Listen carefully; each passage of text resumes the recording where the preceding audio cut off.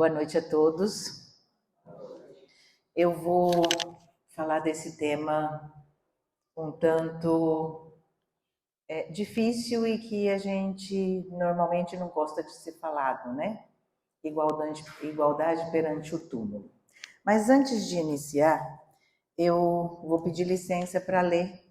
É um poema de Francisco Cândido Xavier e está no livro Parnaso de Além Túmulo, na página 362.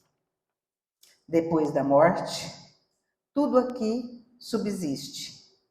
Neste além que sonhamos, que entrevemos. Quando a nossa alma chora, nos extremos dessa dor que no mundo nos assiste. Doce consolação, porém, existe aos amargosos prantos que vertemos, do conforto celeste os bens supremos, ao coração desalentado e triste. Também existe aqui a austera pena à consciência infeliz que se condena por qualquer erro ou falta cometida, e a morte continua eliminando a influência do mal, torvo e nefando, para que brilhe a perfeição da vida. É bem profunda, né? E esse tema, então, né? Igualdade perante o túmulo, ele faz parte, né? Do Evangelho segundo, o Livro dos Espíritos. E nesse capítulo, é o capítulo 9, né? A lei de igualdade, e nele existe vários temas que a gente pode estudar, né? Igualdade natural, desigualdade das aptidões, desigualdades sociais, desigualdade das riquezas, as provas de riqueza e de miséria, igualdade dos direitos do homem e da mulher. E esse último, que é a igualdade perante o túmulo. E aí eu pergunto, né? Será que somos todos iguais? Sim, somos todos iguais. Só não somos iguais perante o túmulo. Aquela carne que nós vamos deixar lá na terra, essa é igual para todos nós. Agora, como, quando a gente vai partir, quando a gente vai para o plano espiritual, isso vai de cada um, de cada pessoa. Porque depende muito daquilo que a gente carrega no coração. Então, somos iguais, sim, somos iguais. Mas, como, quando e como nós vamos fazer essa passagem, aí é de cada um. De cada coisinha que nós fizemos aqui. Nos preparamos tanto, né, para receber uma criança. São 9 meses preparando. Mas não nos preparamos nem um pouco para a partida. E a única certeza que a gente tem, a partir do momento do nascimento, é que nós vamos partir. Que nós vamos deixar esse corpo que foi emprestado. Para que a gente vivesse aqui na Terra uma experiência, né? Uma experiência carnal. Aonde a gente vai aparar as arestas, onde nós vamos passar pelas dificuldades que nós um dia lá combinamos que iríamos passar. E muitas dessas provas que nós combinamos em passar, às vezes nossos anjos da guarda, né, nossos mentores, nos alertaram que a gente não iria conseguir passar por elas. E mesmo assim nós pedimos. E esse tema que nós vamos falar hoje tem 2 perguntas. apenas 2 perguntas. A primeira dela é: de onde nasce o desejo que o homem sente de perpetuar sua memória por meio dos monumentos fúnebres? Né? Perpetuar, você vai lá no cemitério, você vê aquele túmulo maravilhoso, né? Da onde vem? Aí a resposta é curta e grossa. Último ato de orgulho. Olha só, é um orgulho. Então, se é o último, significa que nós tivemos muitos outros.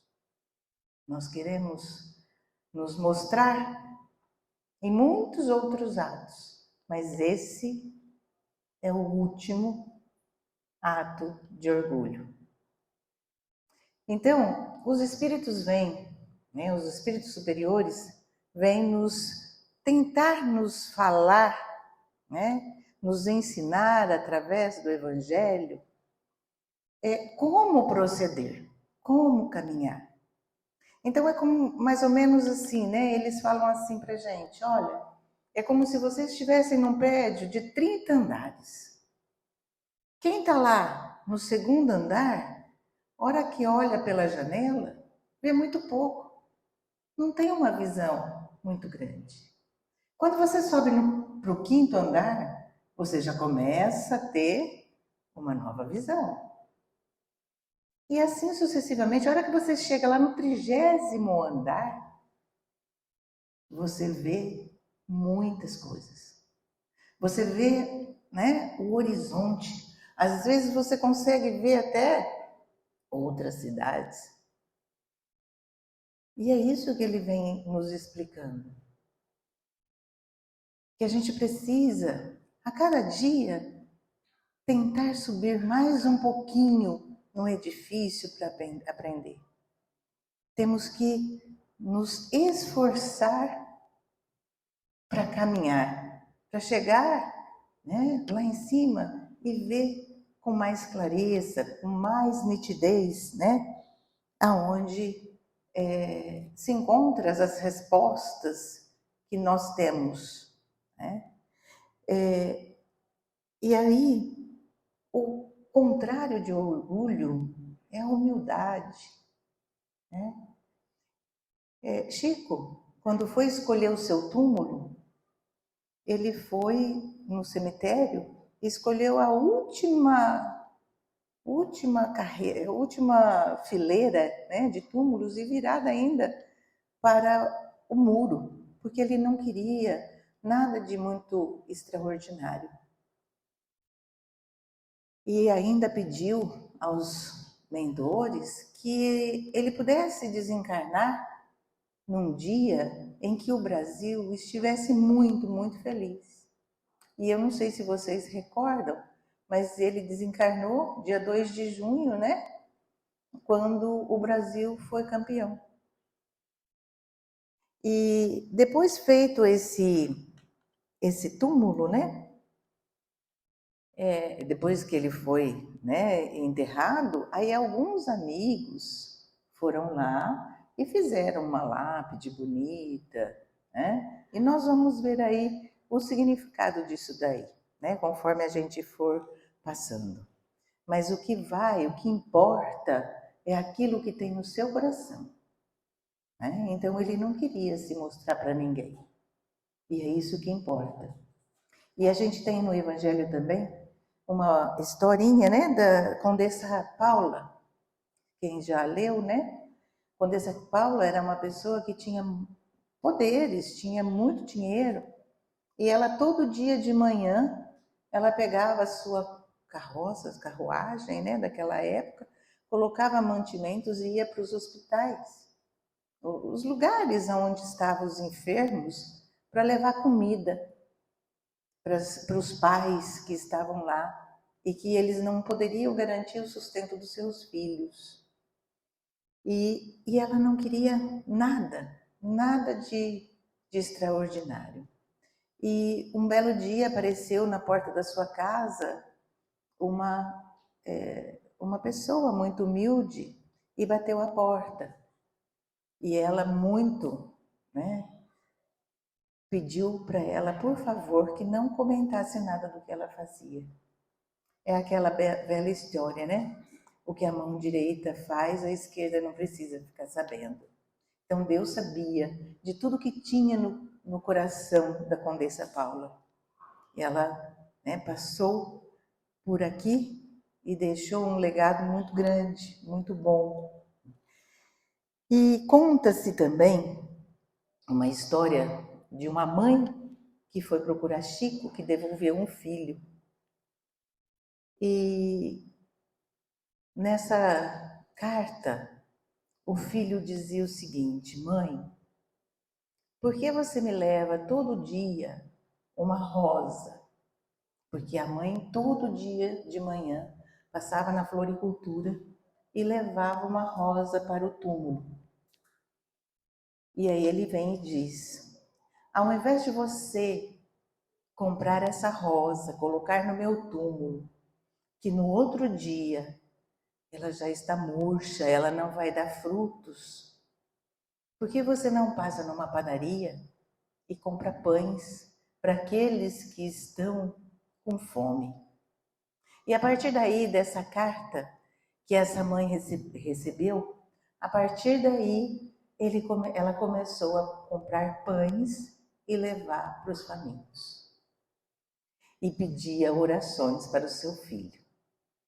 E ele diz, né, que em cada pão que alimenta há uma oração que fortalece o seu espírito. Olha que lindo, né?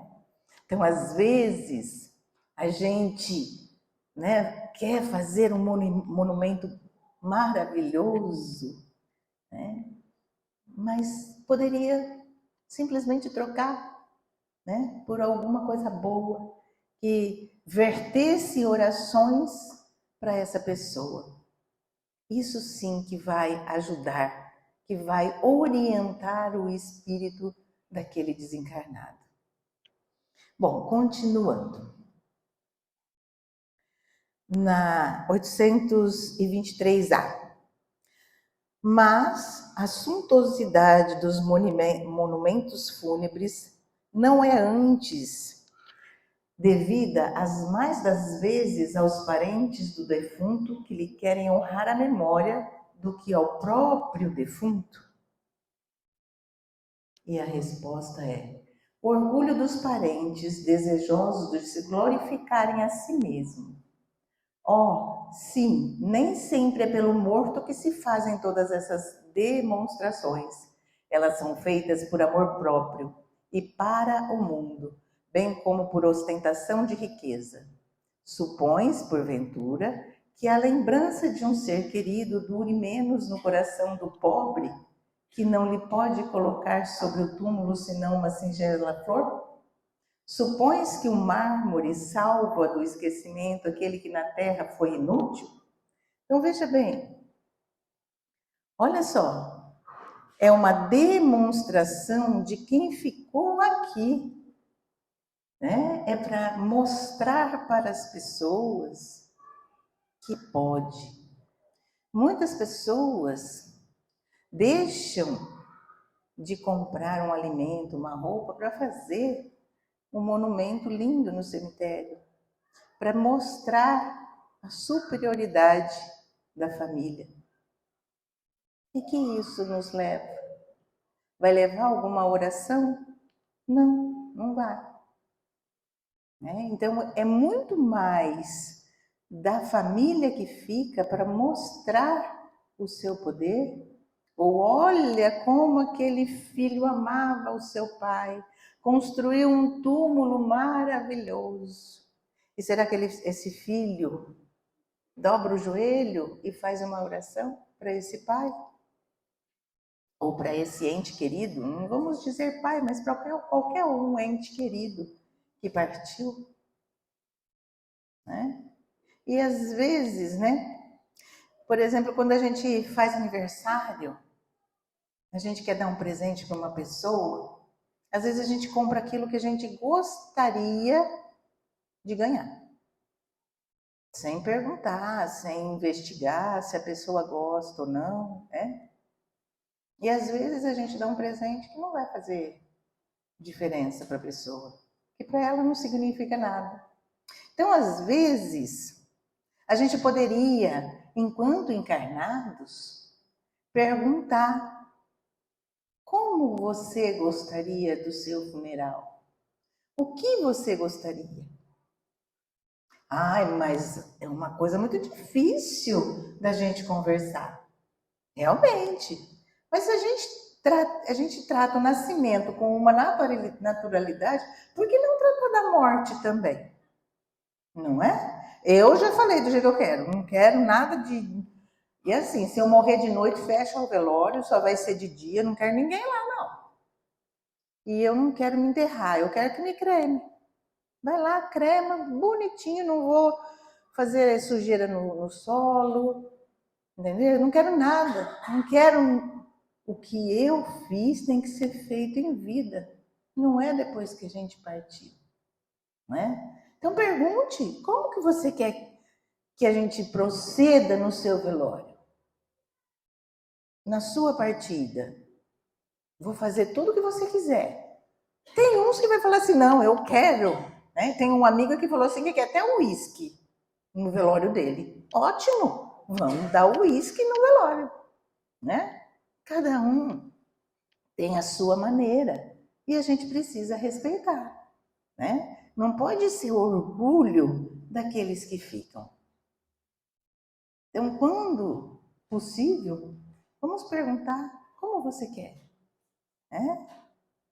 E vamos fazer da melhor forma possível. Vamos tratar desse assunto com naturalidade. Né? Mei também diz que se a gente ofertar, né, o amor, a gente vai receber o amor também. Então, o que vai nos salvar após o desencarne são as orações. É o bem que você fez aqui. Tudo aquilo que você faz de bem, você leva para o outro lado. Tem uma historinha que eu acho que eu já contei aqui, mas vou contar de novo, que eu acho muito oportuno. Tinha um senhor muito rico, um empresário muito rico, e ele doava muito dinheiro para as entidades. Só que no momento que ele doava, ele também procurava a mídia. E ele queria que toda a mídia ficasse sabendo do que ele tinha feito, da doação que ele tinha feito. E a gente sabe, se a gente estudar, né, no Evangelho, tem uma parte lá que fala, né, se você doa e já tem a recompensa, na hora que você chegar lá, você já teve a sua recompensa. Você não vai ter ela de novo. Né? E além disso, ele também humilhava seus empregados. E tinha um empregado que ficava em volta da casa, um jardineiro. E ele humilhava muito esse jardineiro. Só que esse jardineiro era muito humilde. E assim, o pouco que ele tinha, ele gostava de compartilhar. E ele estava sempre solícito, mesmo com as humilhações do patrão, ele nunca reclamou, ele nunca blasfemou nada. Né? E os dois desencarnaram na mesma época. Chegando lá, São Pedro foi levá-los para conhecer as casas. Aí ia passando por aquelas casas maravilhosas, né? E ele falava assim, essa a minha vai ser igual a essa. Eu vou ter uma casa assim. E assim foi. Aí chegou numa casa muito bonita, muito confortável, e ele disse assim, esse é do senhor, seu José, que era o empregado. E ele ficou, né, extasiado com aquela casa, muito confortável. E aí o outro, né, pensou assim, bom, se ele que era pobre tem essa casa maravilhosa, a minha vai ser uma mansão. E lá então Caminharam mais um tempo e eis que aparece uma tapera. E aí ele falou assim: essa é a sua casa. Ele já ficou nervoso, ficou bravo, onde já se viu? A minha casa não pode ser essa. Eu dei tanto dinheiro, eu fiz tantos benefícios. E aí a resposta foi: você já teve a sua paga. A sua recompensa foi lá na terra. Aqui você não trouxe nada. E nós não temos casas de materiais de construção. Todo material que nós fazemos a casa vem do bem que você faz. Então, o que nós levamos é o bem que nós fazemos. Só que não podemos, de maneira alguma, querer já a paga aqui, porque senão não vai adiantar nada, né? Não vamos ter o nosso tijolinho lá. E aí, nós temos, voltando um pouquinho, né? Nós temos lá na comemoração dos mortos, né, nos funerais, a 324. Os espíritos das pessoas a quem se erigem estátuas ou monumento assistem à inauguração de umas e outros e experimentam algum prazer nisso? E a resposta é: muitos comparecem a tais solenidades quando podem, porém, menos os sensibiliza a homenagem que lhe prestam do que a lembrança deles guardam os homens. Então, eles podem até vir, mas para eles, esses monumentos, essas homenagens, para eles, isso não significa nada. O que significa é o que eu disse já para vocês, é uma oração. A oração é o que vai sustentar o espírito depois do desencarne. Aí nós temos ainda, né, como na 325, qual a origem do desejo de certas pessoas experimentar de serem enterradas antes num lugar do que no outro? Será que preferirão, depois de mortos, vir a tal lugar? E essa importância dada a uma coisa tão material constitui indício de inferioridade do espírito? Então, o que ela está perguntando aí, né? O que eles estão perguntando? Quando eu morrer, então vamos supor que eu morra e eu quero ser enterrada, quero ser enterrada lá em Ribeirão com fulano de tal, tá? É isso que está perguntando. E a resposta é uma afeição particular do espírito por determinados lugares. Inferioridade moral. Que importa este ou aquele campo da terra a um espírito elevado? Não sabe ele que sua alma se reunirá à dos que lhe são caros, embora fiquem separados os seus respectivos ossos? Então eu posso ser enterrado lá na Europa, nos Estados Unidos, aonde quer que for. O meu espírito vai aonde está as pessoas que eu amo. Não importa o que fica na terra, a parte material não vai sair de lá. Ela é densa. O que vai procurar as pessoas que amamos, né, é o nosso espírito. Porque nós somos espírito, nós não somos matéria. Então eu posso ser enterrado em qualquer lugar. Isso é indiferente. Eu vou sempre estar no lugar das pessoas que eu amo. A gente tem afinidade. A gente não está num único lugar, só aqui na Terra. Nós já fomos família no plano espiritual. E não é só uma vez, por várias vezes. Nós estamos todos juntos nessa caminhada. Evoluímos juntos, caminhamos juntos. Então que tenhamos essa certeza. Não precisamos ter medo de onde nosso corpo material vai ser enterrado. Nem a hora que crema, porque muita gente fala assim, vai cremar. Né? E daí? É a matéria, não é o espírito. O espírito não vai estar ali. Né? Então devemos pensar, né? Não ser tão... E voltando um pouquinho para a gente já ir para o final. Reprovais então, de modo absoluto, as pompas dos funerais?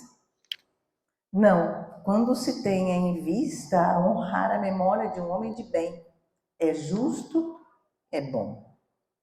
Então, é errado fazer um monumento, como eu disse, que fizeram, né? Para o Chico, fizeram para Allan Kardec. Não, não é errado. Não é errado para fazer para qualquer que seja.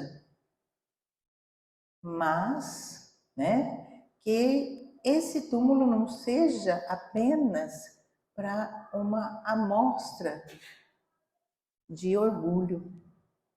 Que ele seja, sim, para mostrar aquilo que as pessoas foram, para eles sentirem e terem como exemplo, para caminhar no mesmo caminho dessas pessoas. Seja elas pessoas ilustres ou pessoas simples, mas que traçam o mesmo caminhar. Muitas vezes a gente deixa de usar uma roupa nova, um aparelho de jantar, por apego, e não deixa ninguém chegar perto. A gente vai deixar aqui isso. A gente precisa se desapegar das coisas materiais. E quanto mais rápido a gente se desapegar aqui na Terra, mais fácil será para nós. Então use sim, e deixe que os outros também usem. Eu conheço pessoas que desencarnaram e tinham um carro. A família foi vender o carro, não conseguia vender o carro. Porque cada hora dava um defeito. E o carro estava perfeito. É o apego que a pessoa tem que não deixa as coisas progredirem. Então vamos nos desapegar. Porque o que nós levamos daqui é o bem que fazemos. E aí a gente lembra um pouquinho na parábola do talento, onde Jesus deu 2 talentos para um talento, 2 e 5, né? E o que são esses talentos? Esses talentos é aquilo que você pode fazer para o seu próximo. Se você receber um talento, você pode ser aquela mãe amorosa, uma esposa dedicada, e você vai cumprir o seu trabalho que você foi designada aqui na Terra com muito amor. E você vai conseguir vencer tudo aquilo que você pediu para vencer. Se você recebeu 2 talentos, você é aquela pessoa que pode fazer a diferença na vida de algumas outras pessoas. Nos seus alunos, na sua família, com seus vizinhos, no seu bairro. Você pode fazer a diferença. Se você é aquela que recebeu 5 talentos, aumenta um pouquinho mais a gama, né? Você vai fazer o bem para uma quantidade maior de pessoas. Você vai, né, levar o amor para muito mais pessoas. E é isso que a gente leva quando a gente desencarna. É o bem que nós fazemos. É a oração que vai ser revertida para o nosso espírito. É aquilo que vai no nosso coração. E Deus conhece tudo que vai em nosso coração. Ele é a única pessoa que a gente não esconde nada. Nada. Por mais secreto que seja o seu segredo. Deus e Jesus sabem. E Ele escolhe a dedo. Então, que tenhamos essa certeza que queremos ser lembrados pelo bem que fizemos. Que cada lembrança seja uma oração. Eu não sei se vocês leram, né, o livro que André Luiz, ele recebe uma oração. Era a única paciente que rezava por ele, né? Era uma única. Mas que aquilo fez muito bem a ele. Então que tenhamos muito mais pessoas rezando por nós. Muita luz, muito obrigada por me ouvir e que vamos fazer o passe nas crianças e depois com a gente. Muita paz.